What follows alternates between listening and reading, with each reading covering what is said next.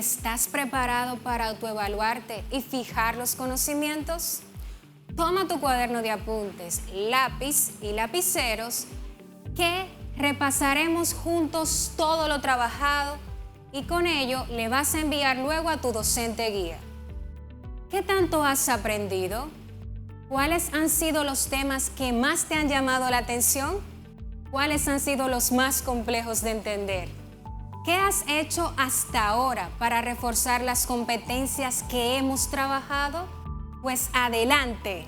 Con los temas abordados hasta el momento hemos perseguido que te prepares. ¿Para qué? Para desarrollar estrategias que te permitan planificar la producción oral del reportaje a través de la investigación de la información, del registro, de la organización y la estructuración de ideas, tomando en cuenta el tema, la estructura, la intención, la audiencia y el orden lógico de las ideas. Además, te estamos preparando para utilizar las referencias bibliográficas para dar cuenta de las fuentes consultadas. Ten presente que para la organización de lo estudiado en nuestra memoria y la autoevaluación de lo aprendido, debemos tener en cuenta varios aspectos, como son la coevaluación y la heteroevaluación. Sin embargo, la autoevaluación tiene su plato aparte, ya que en este momento que estamos viviendo se hace imprescindible, así como lo escucha, imprescindible que tengamos disposición, entusiasmo e interés y nos apropiemos de los conocimientos que nos permitirán ser competentes. Refresquemos los puntos más relevantes trabajados durante esta semana. En nuestro primer encuentro, iniciamos con un cuadro comparativo de las diferencias entre el reportaje y la noticia. Vamos a repasarle. Las primeras características que comparamos fueron las siguientes: la vigencia, la extensión, la estructura, la objetividad, los recursos expresivos y la autoría. Vamos con el primero. El primero, la vigencia. La noticia aborda un suceso reciente y nuevo que afecta a la sociedad y las personas quieren conocerlo, pero es efímera y veloz. Sin embargo, el reportaje no necesariamente debe ser actual. Basta con que sea un tema de interés general, perdura un poco más, puede ser releído posteriormente sin perder su validez. En cuanto a la extensión, la noticia se caracteriza por ser breve y concisa. En el caso del reportaje, disponemos de espacio y de tiempo según consideremos. La estructura de la noticia, como recordamos, es de una pirámide invertida. Tiene un título, un lead o entradilla y un cuerpo de la noticia. En el caso del reportaje, tenemos un titular que tiene varios aspectos, un párrafo inicial o de entrada, un cuerpo del reportaje, un párrafo final. Aunque tenemos una estructura, en el reportaje podemos ser un poco más flexibles. La noticia se caracteriza por tener una escritura puntual y desprovista de matices, por lo tanto es objetiva. En el reportaje es posible hallar puntos de vista, especulaciones y reflexiones, pero requiere de mucha investigación, es decir, es subjetiva, pero siempre siendo veraces. En la noticia podemos acompañar nuestro texto de imágenes, de fotografías. Por lo general, siempre de manera plana, sencilla y directa. Sin embargo, en el reportaje puedes echar mano a todos los recursos habidos y por haber, siempre y cuando tú señales cómo estudiamos el autor de esa información. Podemos agregarle videos, imágenes, entre otras cosas. La noticia no suele firmarse, ni pertenecer a un autor, sino ser producto de una sala de redacciones que lo elabora en conjunto. Sin embargo, el reportaje siempre, pero siempre debe estar firmado, bien sea por un autor individual o por el equipo que la redactó. ¿Cómo vamos? Te invito a seguir investigando y plantearle todas tus dudas a tu docente guía. En esa sesión, además, analizamos de dónde suele provenir el tema de nuestro reportaje. Catalina Mujica Vicuña, chilena, nos dice que el tema suele provenir ¿de qué? De la lectura de periódicos, de lectura de libros testimoniales, científicos, técnicos, literarios, los temas del momento, conversaciones informales, de la observación directa del reportero y de la observación del calendario. En nuestro país tenemos la dicha y el privilegio de tener reporteros y programas de investigación que realizan reportajes sobre temáticas tales como del medio ambiente, la salud, como la pandemia actual, la cultura, entre otros. Y con ellos han logrado que se solucionen muchas de esas problemáticas. Hablamos además en esa sesión sobre las técnicas y las estrategias que pueden utilizarse, ya sea el reportero o nosotros, para la elaboración de nuestro reportaje. Las posibles fuentes de inspiración para la escogencia del tema, según Vicuña, son la observación, la descripción, investigación, entrevistas, testimonios, mapas, así como encuestas o el muestreo estadístico. En esa primera clase de la semana, además, conocimos los pasos a seguir para la elaboración de nuestro reportaje. Algunos de ellos son seleccionar un tema que dijimos que debe ser de interés para todos y que debe ser actual en esta ocasión, que debemos realizar un esbozo de nuestro reportaje, además que se debe investigar el tema. ¿Lo escucharon bien? Investigar, siendo este uno de los puntos más importantes. Así también hay que cumplir con las características de objetividad, claridad y precisión. Puntualizamos que es ideal colocar un título sugerente, corto, pero llamativo. Que la entradilla debe ser interesante y debe suscitar la curiosidad. Que el cuerpo no tiene que seguir la estructura de pirámide invertida y que debemos insertar imágenes, pero siempre respetando el derecho de autor.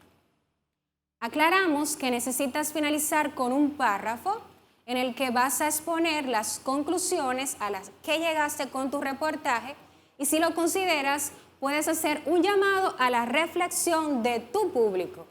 Para terminar, después de redactar tu reportaje, debes tomar muy en cuenta las convenciones de la escritura, verificando el léxico, la ortografía y la gramática. Iniciamos con nuestro objeto de trabajo del día, en nuestro segundo encuentro. Los estilos bibliográficos, que son las diferentes normas o directrices ampliamente difundidas a través de libros de estilos de referencias bibliográficas. Observamos y escuchamos una cápsula donde conocimos algunos de los estilos bibliográficos más utilizados. Algunos de ellos son la ACS, de la American Chemical Society, AIP, de la American Institute of Physics, AMS, de la American Mathematical Society, Harvard, de la Harvard Business School, UNE, que es una norma española, Chicago, de la Chicago Manual of Style, la MLA, de la Modern Language Association, así como también Vancouver, APA, de la American Psychological Association, y el estilo propio para trabajos de fin de grado o TFG o para trabajos de fin de maestría o TFM. Puntualizamos que utilizaríamos la 6ª edición del estilo bibliográfico APA de la Asociación Americana de Psicología, por ser la más frecuentemente utilizada. Trabajamos además con el concepto de referencia bibliográfica, que es el conjunto de elementos suficientemente detallados para identificar la fuente de la cual se extrae la información. Señalamos que las referencias pueden contar con elementos que son esenciales o básicos, además de los complementarios. Los esenciales son aquellos sin los cuales no se podría identificar un documento, como son el autor, el título y el pie de imprenta. Los elementos complementarios son datos útiles que se agregan a los esenciales, por ejemplo, los números de páginas y si existe el nombre del traductor, el tomo, el prologuista, entre otros. Ahora bien, ¿recuerdas qué es citar? Recordemos que según Santana, en el año 2013, citar es la manera correcta de dar crédito a los autores de los cuales se ha utilizado algún fragmento de su escrito. Se obtiene una idea, una definición o una teoría. Permite al lector conocer la información para recuperar el recurso de la referencia bibliográfica en la biblioteca. No citar es tomar una información que no nos pertenece. Hay dos tipos de citas, las citas directas y las indirectas. Una cita es directa cuando se escribe exactamente, es decir, literalmente lo que dice o dijo el autor, dando crédito al mismo y la página. Lo hacemos cuando el texto tiene hasta 40 palabras. Cuando la excede, pues no podemos hacerlo de esa forma. ¿Qué hacemos? Mencionamos el apellido del autor, seguido del año de publicación entre paréntesis. El texto lo vamos a colocar entre comillas. ¿Cuál texto? El que estamos citando de ese autor. Y al final colocamos el número de la página de la cual extrajimos ese texto entre paréntesis. Sin embargo, en la cita indirecta, también llamada paráfrasis, las palabras no son exactas, pero el significado sí. El texto se cita alterado en su apariencia, manteniéndose fiel a la sustancia. Por ejemplo, Santana, colocamos entre paréntesis 2013, mencionó en su libro que el no citar se puede considerar como un delito. A veces es hasta penado por las leyes y que se denomina plagio. Cabe destacar que existen gestores de citas y referencias bibliográficas, así como también generadores automáticos, que nos facilitan todo el proceso necesario para elaborarlas. Algunos gestores bibliográficos son EndNote y Zotero. Algunos ejemplos de los generadores automáticos son MyBit Free Citation Generator, BitMe y por último EasyBit. Esta semana ha sido de grandes avances, ya que conocimos e iniciamos los pasos necesarios para la elaboración de nuestro reportaje científico. Con los temas abordados durante esta semana logramos conocer los conectores lógicos, sus tipos y función, así como su uso adecuado. Apropiarnos de las variadas temáticas que inciden en la redacción de un reportaje, especialmente el conocimiento y uso de las oraciones compuestas subordinadas. Hay frases que nos marcan. En mi caso, una de ellas es la que en una ocasión el inglés Sydney Smith señaló. Es un gran error no hacer nada por creer que se hace poco. Haz todo lo que puedas. De hecho, en las actuales circunstancias se hace imprescindible que tengamos disposición, entusiasmo e interés y nos apropiemos de los conocimientos que nos permitirán ser competentes, dando ese primer paso que te llevará a alcanzar cualquier meta que te propongas. Repasemos juntos los instantes más importantes de lo trabajado esta semana. En nuestro primer encuentro iniciamos con una introducción diferente a las acostumbradas, pues las palabras que utilizamos sirvieron para introducir nuestro tema del día, los conectores lógicos. ¿Qué son conectores lógicos? ¿Y qué funciones desempeñan en los textos? Pues bien, los conectores lógicos son una palabra, palabras o expresiones que sirven para unir, enlazar frases, oraciones, ideas e incluso párrafos entre sí. Permiten fluidez para dar coherencia al texto. Los conectores entonces favorecen la lectura y la comprensión de los textos. Cuando construimos un texto, es necesario que pongamos de manifiesto las relaciones lógicas que unen las distintas ideas para que nuestro interlocutor pueda interpretarlo correctamente. Para ello, utilizamos los conectores lógicos. Una idea nueva puede añadirse para, por ejemplo, complementar, contradecir o reforzar otra anterior. Por tanto, si hacemos un uso adecuado de los conectores, tendremos un texto coherente, lo cual apoyará su claridad, precisión y facilitará la comprensión.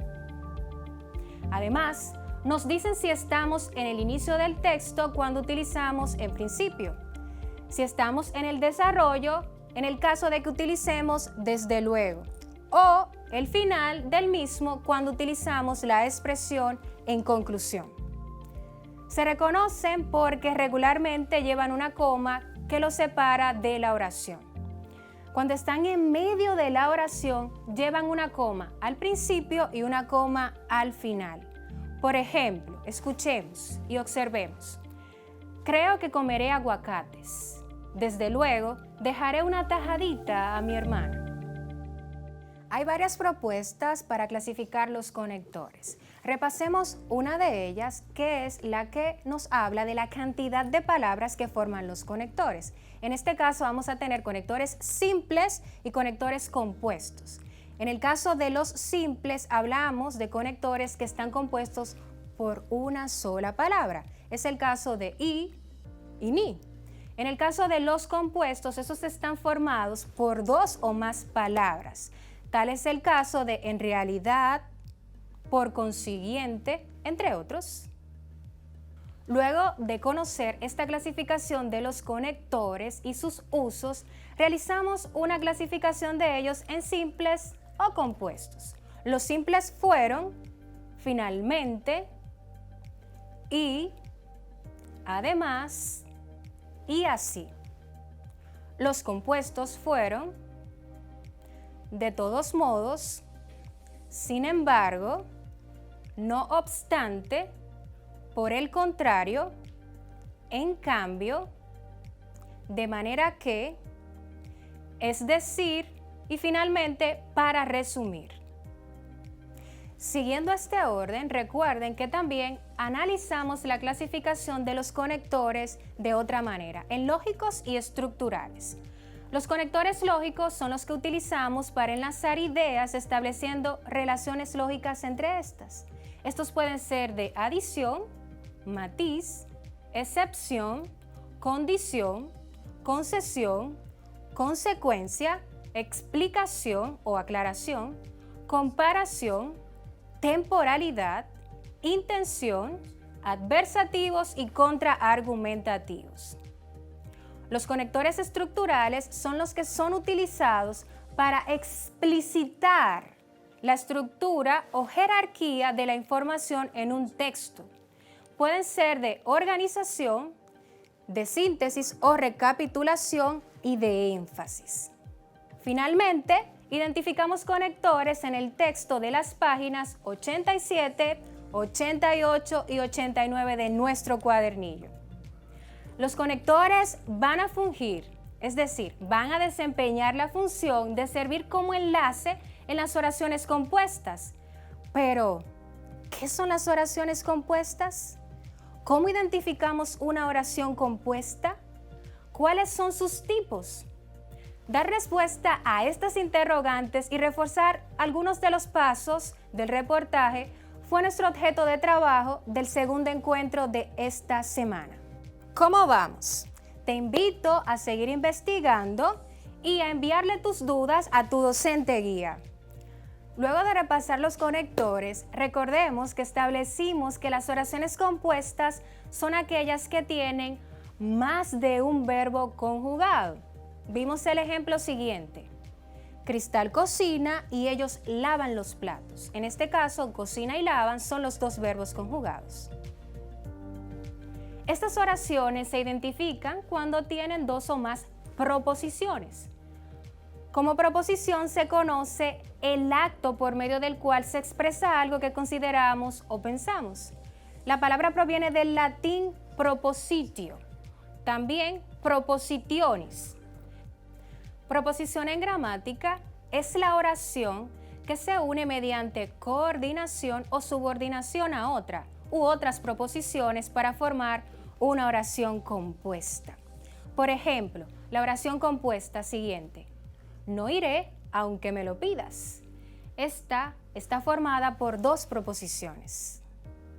Las oraciones compuestas, también llamadas complejas, se clasifican en tres tipos: coordinadas, subordinadas y yuxtapuestas. Las oraciones compuestas coordinadas, ¿escucharon? Coordinadas, unen dos o más proposiciones independientes por medio de conjunciones y se clasifican según el nexo coordinante que se utilice en ¿qué? Copulativas, disyuntivas, adversativas y distributivas. Por ejemplo, la clase de lengua española se transmite martes y jueves y su resumen se difunde todos los viernes. En este caso, esta oración es copulativa. Las oraciones yuxtapuestas separan las proposiciones independientes entre sí mediante el uso de signos de puntuación, como son la coma, los dos puntos o el punto y coma. Por ejemplo, los estudiantes de quinto grado elaboran un reportaje, lo presentan a su profesor guía para ser evaluados. Luego lo publican en su aula virtual. También están las subordinadas, en las que pondremos atención especial ya que juegan un papel muy importante en el reportaje final. Las oraciones subordinadas son aquellas que dependen una de otra en un mismo enunciado, es decir, hay una oración principal y otra que depende de esa. Por ejemplo, la camisa que me regalaste me queda pequeña, siendo que el subordinante en esta oración. Existen tres tipos de oraciones subordinadas. Escuchaste bien, tres tipos, las cuales son subordinadas sustantivas, adjetivas y adverbiales. Y desglosamos las sustantivas y las adjetivas. Las subordinadas sustantivas son proposiciones o ideas que funcionan como sustantivos dentro de una oración. ¿Entendieron? Sé que sí. Continuemos. Las subordinadas adjetivas son equivalentes a un adjetivo y sirven como complemento de un núcleo nominal. Inician generalmente por un que relativo que se refiere a una palabra antecedente. Por ejemplo, los guineos que plantamos se han dañado. Esta es una oración subordinada adjetiva. También hay que tener presente que las oraciones subordinadas adjetivas se subclasifican en especificativas y explicativas. Las especificativas brindan información o resaltan cualidades del sustantivo. Las explicativas sirven para explicar la oración principal. La oración principal es aquella idea de la cual dependen las demás oraciones o ideas. En fin, este tipo de oraciones dentro del reportaje te permiten explicar o brindar esas informaciones respecto al caso o la persona que se realiza el reportaje. Por ejemplo, Jean-Louis, quien desde pequeño mostró aptitudes para la pintura, presentó su primera exposición en una galería. Analicemos el ejemplo. En esta oración subordinada adjetiva, explicativa, Quien desde pequeño mostró aptitudes para la pintura depende de la oración principal, que es John Luis presentó su primera exposición en una galería. Siguiendo el orden de las clases desarrolladas, repasamos la función del reportaje, que es informar acerca de noticias o sucesos. El mismo cuenta con una estructura. Hablamos del titular, que es el encabezado o título de nuestro reportaje, la entrada, que es el párrafo de inicio, donde utilizamos las 5 W. También tenemos el cuerpo del reportaje, donde ya hablamos del grueso de la información. Y finalmente tenemos un cierre o conclusión en un párrafo final. Este puede ser de dos tipos, abierto o cerrado. En el caso de que sea abierto, le brindamos al público la opción que reflexione sobre el tema. Y si es cerrado, le brindamos nuestras conclusiones. También repasamos algunos pasos para elaborar nuestro reportaje correctamente. Estos fueron: seleccionar un hecho reciente que cautive la atención y sea de interés social, investigar en diferentes fuentes, tomar en cuenta el uso de las secuencias narrativas y descriptivas, emplear un vocabulario claro, conciso y preciso, cuidar las faltas ortográficas y hacer un uso correcto de los signos de puntuación. Otro recurso usado en el reportaje es el vocabulario estándar. También debemos usar fotografías, gráficos e imágenes para apoyar el contenido de nuestro reportaje.